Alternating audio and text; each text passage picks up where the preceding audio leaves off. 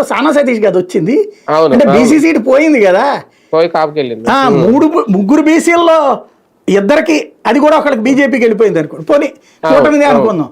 ఈ 3 బీసీల్లో ఒక బీసీ సీట్ తగ్గిపోతే బీసీలకు ఇంతకు మించి అసలు ప్రపంచంలో ఎవరు సామాజిక న్యాయం చేయరు అని చెబితే ఏమనుకోవాలి? అంటే మనం నోటితో మాట్లాడేది, నొసటితో మాట్లాడుకునేది కంప్లీట్ డిఫరెన్స్ ఉంటుంది. రెండో పాయింట్ ఏంటంటే బీసీల పరంగా ఇక్కడ బీసీలే తమ వాళ్ళు ఎదగాలని కోరుకోవట్లేదు, ఎదిగిన ఏదో ఆ నాయకులు అనుచరులుగా ఉంటే చాలని కోరుకుంటున్నారు. లైక్ తెలుగుదేశంలో చంద్రబాబు గారు మాట అంటే మన నాయకుడు ఉండాలి కానీ మనవాడు బాబుకి పోటీ ఉండాలని ఎవడు కోరుకోవట్లేదు. అది ఇక్కడ సాక్ష్యం అనమాట.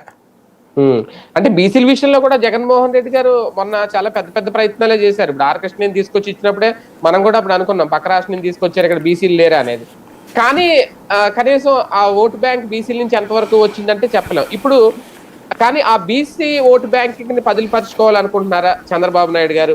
ఆ దిశగానే ఇప్పుడు బీసీల కార్పొరేషన్ లో నిన్న మీటింగ్ లో మాట్లాడారు, వాళ్ళ కోసం ప్రత్యేక చట్టాలు ఇవన్నీ తీసుకొస్తాను అని చెప్పడం.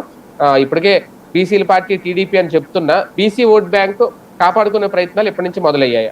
మొన్నటిసారి బీసీ సామాజిక వర్గాల వాళ్ళందరితో చంద్రబాబు గారు విడివిడిగా మీటింగ్ అయ్యారు.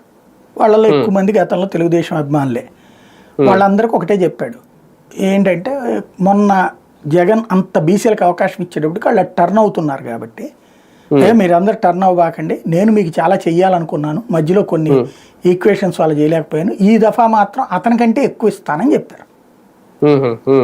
అందుకనే బీసీలు ఇది ఒక చివర